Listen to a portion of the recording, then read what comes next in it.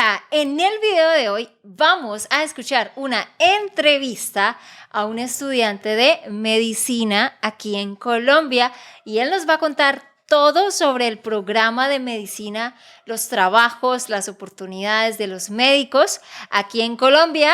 Así que vas a aprender muchísimo. Y es que estamos con mi primo Andrés. Bienvenido, Andrés. Hola Andrea, muchísimas gracias por esta invitación y por estar acá. Uh-huh. Andrés y yo somos primos por parte de papá, ¿no? Sí, ¿Y usted es mayor que yo o yo mayor que usted, Andrés? mayor que yo. Yo tengo 28. ¿Y Yo usted? tengo 27. Ah, ok, sí. Un añito de diferencia. Pues Andrés estudia medicina aquí en Bucaramanga, Colombia, y lo que vamos a hacer es hablar sobre la carrera, el programa, y que ustedes nos escuchen tener una conversación muy natural. Antes de empezar, este video tiene subtítulos, solo da clic abajo donde dice CC y puedes activarlos. Así que Andrés, díganos en qué semestre de medicina está.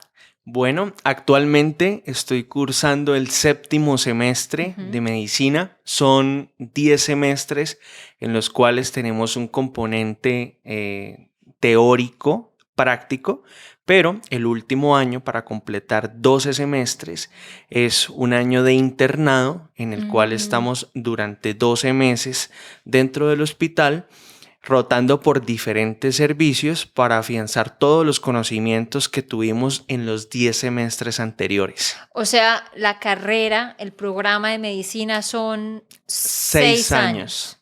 Normalmente una carrera dura 4 o 5 años. Generalmente. Pero ustedes tienen un año. Bueno, realmente tienen 2 años de más, ¿verdad? Sí, así es porque tenemos 6 años para tener el título como tal de médico, pero posterior a esos 6 años hay otro año que es el servicio social obligatorio, en el cual el gobierno establece que los estudiantes que ya se graduaron, que ya son médicos, hagan un año en alguna población de Colombia, en la cual cada año se va, digamos, cediendo el paso a un nuevo integrante. Entonces, esto garantiza que la cobertura en el servicio de salud pueda llegar a todos los rincones de Colombia. Interesante. Así que son 7 años en total. Sí. ¿Cuánto durará en otros países? Yo no tengo idea. ¿Usted sabe? No sé muy bien, pero sí creo que es un poco menos tiempo porque en algunos países exigen incluso que el estudiante ya tenga un estudio previo en otra área de la ciencia. Creo que sí. Dinos en los comentarios cómo es el programa de medicina en tu país. Dinos abajo cómo funciona este programa, porque sí, me parece que en Estados Unidos tienen que haber estudiado como algo más por 2 o 3 años. Sí, creo que funciona de esa forma. Y ya luego sí les permiten entrar a la escuela de medicina. Y creo que es lo mismo con la escuela de leyes para ser abogado. Okay. Creo que tienen que estudiar algo primero y luego. Pero okay. Aquí un estudiante se gradúa de la secundaria y ya puede entrar a medicina. Exactamente. Cuando el estudiante ya se gradúa de bachillerato de la secundaria, en ese momento ya puede empezar a presentarse a las universidades en las que se ofrece el programa de medicina. Pero hay universidades públicas y universidades privadas. En las universidades públicas, los cupos que hay disponibles para que se puedan tomar son muy reducidos. Entonces, el estudiante tiene que tener un excelente puntaje en las pruebas de estado, que son unos exámenes que realiza directamente el Ministerio de Educación Nacional, en el cual nos otorgan un puntaje. Ese puntaje es el que nos determina si cumplimos para poder adquirir alguno de esos cupos. Claro. Para el programa de medicina en Bucaramanga es de aproximadamente unos 70 cupos anuales. Wow. En la universidad pública. En la privada digamos que es posible que sea un poco más amplio este rango, pero económicamente la inversión es mucho mayor. Claro, eso es bien interesante, no sabía eso, que solo más o menos 70 cupos en una universidad pública Pública, por año, por año, no por semestre, por año. por año, porque creo que para medicina solo se puede aplicar una vez al año o se puede aplicar en los 2 semestres del año o tiene que ser al inicio del año. Se puede la opción de hacerlo en 2 veces al año.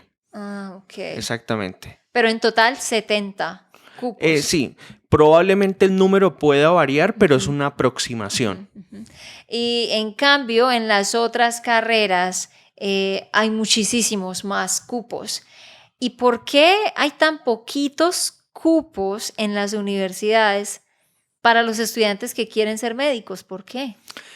Es posible que se deba a que lo que se necesita para poder llevar a cabo la carrera, como la disponibilidad de laboratorios, de espacios, en permisos en hospitales públicos y privados, esté un poco limitado. Entonces, además que el presupuesto que el gobierno nacional asigna para que los estudiantes que son aspirantes puedan estar en el programa, se reduce un poco. Sí. Entonces, esto pasa. Además que no pueden haber grupos tan grandes en los servicios de rotación. Tienen que ser grupos un poco más pequeños para Claro. que pueda ser mucho más fácil el entendimiento y comprender algunos temas y conceptos. Entonces, probablemente por eso es que no hay tantos cupos. No hay muchos. Interesante. Y es muy difícil entrar a una universidad pública, Sí, ¿no? bastante. Andrés nos habló de un examen que les hacen cuando terminan la secundaria. Ese examen se llama ICFES, que en Estados Unidos equivale al SAT. No sé si lo dije bien, pero creo que sí. Es el examen que presentan ya en el último grado de high school, de la secundaria. Y piden como cierto puntaje total y puntajes específicos. Un puntaje es como a score, puntajes específicos en cada materia, ¿no? Sí, exactamente. La prueba se compone de 5 ítems. Entonces, esos 5 ítems ayudan a que si yo voy a escoger una carrera que es del área de la salud, las ciencias naturales tengan un porcentaje un poco más alto que si fuera una carrera, digamos, de humanidades, Sí. en las que no se va a necesitar un puntaje tan alto de ciencias naturales, pero sí un puntaje alto en lectura crítica. Sí. Entonces, este promedio nos ayuda pues a clasificar y también a desempatar. Cuando hayan estudiantes que tengan el mismo puntaje, es posible que alguna asignatura pueda desempatar entre esas dos personas. Ah, claro. Pero lo hacen bien difícil, ¿no? Sí. Pero es por eso, porque hay poquitos cupos. ¿Y usted está estudiando en una universidad pública o privada?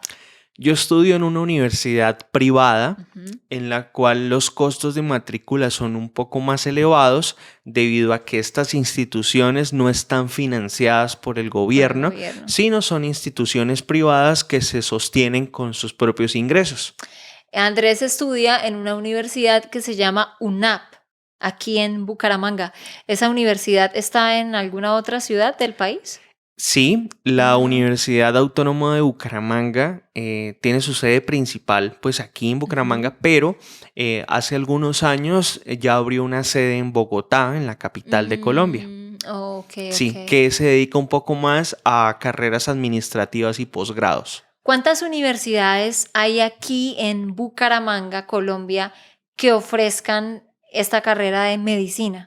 Ok, hay una universidad pública y 2 privadas. Ah, solo hay 3. Solo hay 3 escuelas. ¿Cómo se llama la universidad pública? La Universidad Industrial de Santander UIS y las 2 privadas es la Universidad Autónoma de Bucaramanga y la Universidad de Santander UDES. Ah, la UIS, la UNAP y la UDES. Sí. Ok, y hay una gran diferencia en cuanto a, o sea, la calidad de la educación cambia de acuerdo a si la universidad es pública o privada, ¿hay una diferencia grande en la calidad de la educación? Ok, creo que a veces no depende de la universidad o depende de la institución, sino depende del estudiante, depende de la persona, las ganas que tenga por aprender, por descubrir nuevas cosas, por hacerse preguntas, por cuestionarse, por autocriticarse. Entonces, el aprendizaje es muy individual. Cada quien simplemente recibe una orientación de su casa de estudios y depende de esa persona cómo lo desenvuelve, cómo lo puede llevar a cabo, cómo le puede sacar el máximo provecho.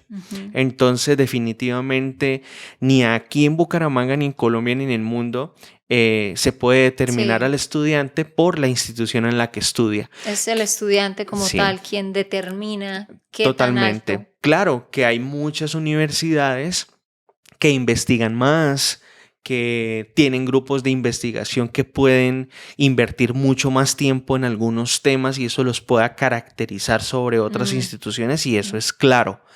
Pero en general creo que cada estudiante puede ir labrándose su camino y puede ir yendo por Sí. donde mejor puede. Sí, sí. Y creo que es en general en la vida, ¿no? Sí, Como totalmente. depende de nosotros qué tan lejos queremos llegar. Antes de seguir, si no te has suscrito, suscríbete ya mismo y deja tu like. Activa la campanita para que te avise sobre nuevos videos. Y bueno, ¿qué ha sido lo más difícil en medio de muchas cosas difíciles de estudiar esta carrera de medicina? Porque pues siempre he escuchado que es una carrera muy difícil, ¿no? Que toma mucho tiempo, que hay que renunciar a muchas cosas. Así que, ¿qué ha sido lo más difícil para usted en estos 7 semestres? Creo que lo más complicado ha sido el manejo del tiempo y determinar cuáles son las prioridades. Porque a veces como jóvenes tenemos muchos hobbies, tenemos muchos gustos o nos gusta hacer cosas que no necesariamente sea la carrera. Entonces, poder colocar cada cosa en su lugar y poder tomar la decisión de dedicar el tiempo 100% al proyecto de vida, en este caso a la carrera universitaria, dejando de lado todas esas cosas que nos gustan, pero que nos toman mucho tiempo, que no necesariamente tenemos que dejar todo de lado. También hay tiempo para salir con los amigos, también hay tiempo para ir a jugar el partido de baloncesto, también hay el tiempo para ir a un karaoke o a un boliche. Pero llega el momento en el que la carga académica, los temas, Muy pesado. es muy, muy complicado pues poder distribuir el tiempo y empieza a absorberse totalmente.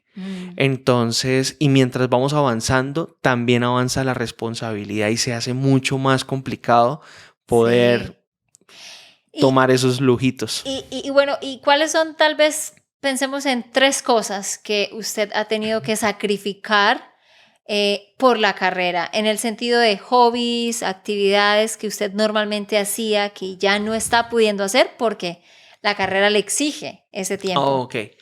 Diría que la principal ha sido cantar. Yo durante algún tiempo canté en el coro de mi universidad y gracias a esa experiencia... ¿Puede cantar en este momento? En otra ocasión, con muchísimo gusto. Otro día que sí Otro esté día. preparado. Pero ¿Usted cantaba en el coro? Sí, canté en el coro de la universidad durante varios años y sin embargo llegó el momento en el que sentí que me estaba tomando mucho tiempo y que estaba también dejando de lado y descuidando un poco mis estudios. Digamos porque era mucho tiempo el que tocaba invertir. Sí. Entonces tuve que dejarlo de lado, aunque me trajo muy buenas experiencias, conocer muchos países, conocer muchas culturas, gente muy linda. Entonces se quedó como un buen recuerdo. Trato de cantar en el baño y eso se vale. En la ducha. En la ducha. Todos cantamos en la ducha. Sí, y creo que eso ha sido lo principal que he tenido que, digamos, como dejar de un lado. También algunas salidas, a veces ni siquiera A veces uno usa la excusa de estar estudiando, pero a veces es que está uno muy cansado. Cansado. Ya los años, Ujú. los 27 no vienen solos. 27 años que 27. pesan. No, no, yo Sí. tengo 28. ¿Me está diciendo vieja, No, Andrés? no, para nada. Me está diciendo que soy vieja. No. No, no, no, nosotros estamos en la, ¿cómo se Joven, dice? en la No, flor de la juventud. sí, Ujú. aprendan esa expresión. Estamos en la flor de la juventud. O sea, como que todavía estamos jóvenes. Bueno, Sí. mejor creer eso, ¿no? Sí. Mejor que creamos eso. Bueno, y yo he escuchado que para los estudiantes de medicina es muy difícil poder tener un trabajo fijo. ¿Cómo es eso para la mayoría de estudiantes que se dedican a estudiar medicina? Porque estudiar medicina es casi como un trabajo. Hay estudiantes que Sí. pueden trabajar. ¿Qué tipos de trabajos hacen?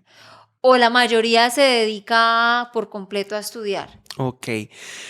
Pues digamos que la carrera como tal exige muchísimo tiempo, como lo hemos venido hablando. Ujú. Sin embargo, hay algunos compañeros o hay algunos estudiantes que han conseguido alternativas como tener emprendimientos, que Mm, son empresas pequeñas que empiezan a manejarse por redes sociales, como, ¿puedo nombrar redes sociales? sí, claro. Como Instagram o Ujú. como Facebook.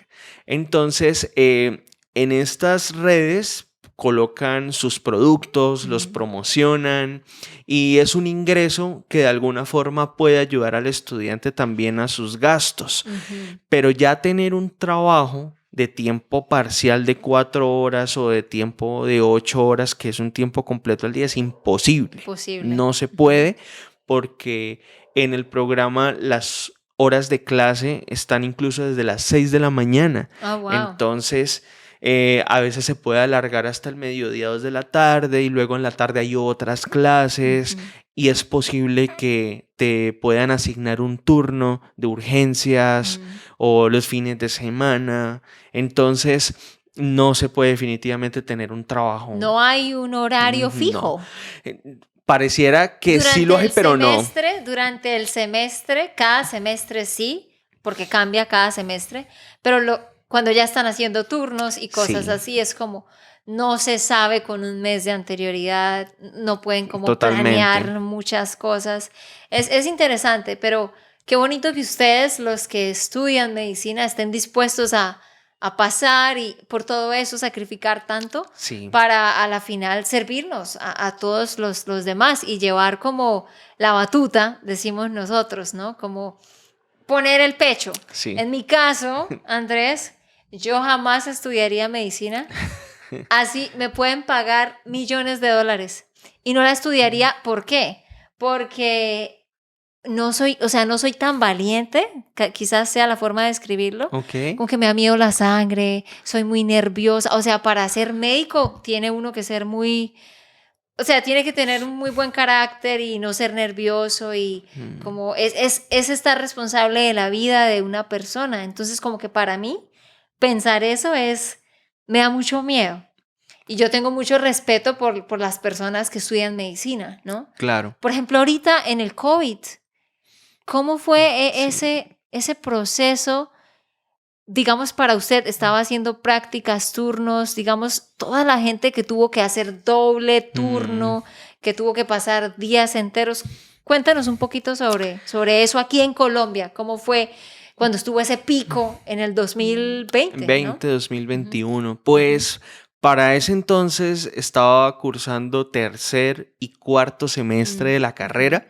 Aún no tenía mucho contacto con la clínica o no tenía contacto con rotaciones presenciales. ujú, Sin embargo, las personas que sí estuvieron en ese momento se vieron de alguna forma muy sofocadas por la ujú, situación debido a que la disponibilidad de unidades de cuidados intensivos, lo que conocemos como UCI, ujú. no estaba, digamos, en el mejor punto, no estábamos totalmente preparados para lo que venía. Creo que ningún país Ningún país, estaría tan preparado ¿no? para lo que venía. Mm, Entonces empezó a colapsar un poco todo al haber tantos pacientes que necesitaban una cama en este servicio.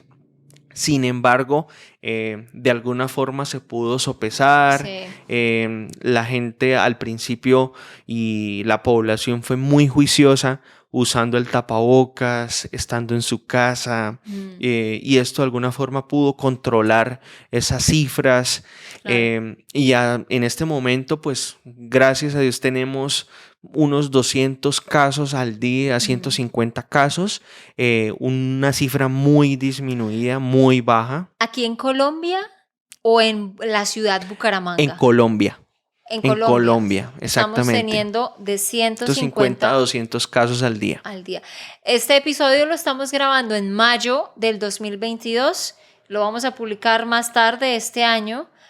Pero esas son las cifras en este momento. Y sí, gracias a Dios, ha bajado significativamente. Bastante. ¿Usted recuerda cuál fue el pico más alto, más o menos por día, que alcanzamos quizás de casos en el 2020? Sí, creo que el pico más alto fueron 33,000 casos al día. 33,000. Creo que fue lo más alto. No sé, es posible que ese número pueda variar un poquito, pero creo que está en esa cifra. Alrededor de los 30,000 casos por Sí, día. por día. Y hoy ya estamos en 150, exactamente. 200. Nacional. A nivel nacional, sí. Y a propósito, queremos aprovechar este espacio para darle gracias a todos aquellos médicos, enfermeras, enfermeros, todas las personas en el campo de la salud que estuvieron dando la pelea y enfrentando este virus que nos tuvo tan mal, ¿no? A todos en el mundo. Así que muchísimas gracias a todos ustedes. Son unos héroes, ustedes, Andrés, y todos los que nos ven. Si tú eres un médico o alguien en la salud, gracias por dar el tiempo y sacrificar tanto para salvar tantas vidas, ¿no? Y bueno, Andrés, ¿qué es lo que más ha disfrutado, lo que más le ha gustado de estudiar esta carrera? Creo que ha sido definitivamente la capacidad de asombrarse, porque cuando empezamos la carrera tenemos una idea o nos podemos imaginar cómo va a ser la carrera, qué es lo que hace un médico, cómo se desempeña, y tenemos nuestros gustos particulares sin haber conocido realmente de qué se trata. Entonces, cada semestre ha sido una experiencia muy bonita porque nos permitimos la capacidad de asombro, de decir, no pensé que esto me fuera a llamar tanto la atención o no pensé que fuera a ser bueno en esto, y sí me ha gustado, como también hay otras en las que nos hemos desilusionado y hemos dicho definitivamente no. Sí, esta materia es muy Sí, difícil. no me gusta, no me Sí. siento cómodo, pero sí ha sido muy, muy bonito eso de poder darse uno cuenta de que es una rama que tiene una amplitud impresionante, que podemos especializarnos y subespecializarnos en muchísimas cosas y que el cuerpo es tan complejo, Sí. tan denso, tiene tantas aristas. Me imagino que eso sí me parecería interesante, como estudiar el cuerpo, como Sí. ver todos los componentes, los sistemas, eso me gustaría, pero ya luego no sería capaz de ver a una persona Sí. ahí en la morgue y Ah, ver los órganos. Bueno, pues ¿cómo fue esa primera experiencia de ver un cuerpo y verlo por dentro? ¿Cómo fue ese impacto? Digamos que el primer contacto fue en el primer año de la carrera. Teníamos que ir a un anfiteatro. El anfiteatro es un espacio en el que hay cadáveres que han sido entregados por medicina legal, los cuales sirven para poder estudiar la anatomía. Estos especímenes, estos cadáveres están disecados, ya han sufrido algunos procesos químicos para que se puedan conservar y podamos identificar cuáles son las venas, las arterias, los músculos, los huesos, los órganos y los sistemas en general, porque es muy diferente estudiarlo en un libro o verlo en imágenes que tenerlo directamente en vivo y en directo. Entonces creo que definitivamente fue muy impactante, eso sí, al principio, pero ya después se empezó a convertir en algo muy Muy cotidiano, normal. ya cuando empezaban a pasar los días, los exámenes, las clases, y empezamos a compenetrarnos un poco más en ello. En este semestre en el que estoy, que es séptimo, vemos cirugía, entonces ahora sí ya estamos viéndolos vivos, Reales. reales. Bueno, los anteriores también eran reales, sí. pero estaban disecados. Sí. Estos ya son pacientes que están sometidos a algún proceso quirúrgico en el cual podemos ver un corazón en vivo y en directo latiendo, o podemos ver un estómago, un hígado, una vesícula, un apéndice. Entonces, esa experiencia y ese cambio de haber aprendido en un papel, luego haber aprendido en un cadáver y después ya verlo reflejado en un Real. paciente real, vivo, es una experiencia muy interesante. Qué chévere, qué chévere. Y ya para terminar, Andrés, ¿cuál es su visión? ¿Usted se quiere especializar en algo específico? ¿Cómo se ve? ¿En qué le gustaría desempeñarse? La pregunta es muy buena, la respuesta mucho mejor. Cuando empecé la carrera tenía una visión muy diferente de lo que en este momento ya me está gustando. Me gusta muchísimo la cirugía. Creo que, digamos, es una herramienta y es un recurso muy, muy efectivo, muy eficaz para poder corregir muchas patologías curables o algunas tratables para mejorar la calidad de vida del paciente. Es posible que el paciente ingrese a un quirófano con un problema pero salga resuelto. Sí. Entonces, digamos que es muy bueno eso, poder ver la mejoría tan rápida de un paciente posterior a un procedimiento quirúrgico.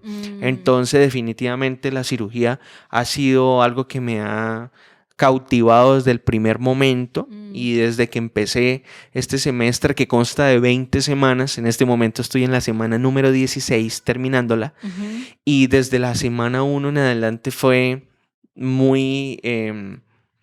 me convenció, digámoslo así, me convenció sin estarlo buscando. Okay. Entonces creo que eso es lo que hace realmente la diferencia en el profesional. Sí, entonces quiere especializarse en todo lo que es cirugía. Sí. Súper bien, súper bien. Y una última pregunta, Andrés, que la debía haber hecho antes. Cuando los estudiantes no tienen el dinero para pagar por ya sea la universidad pública o privada, ¿el gobierno tiene ayudas o hay un programa para préstamos? Sí.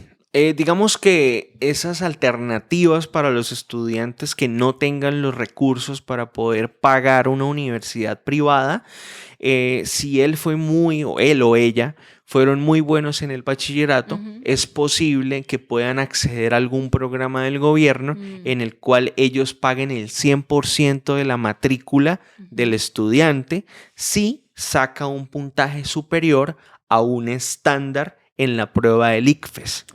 Okay.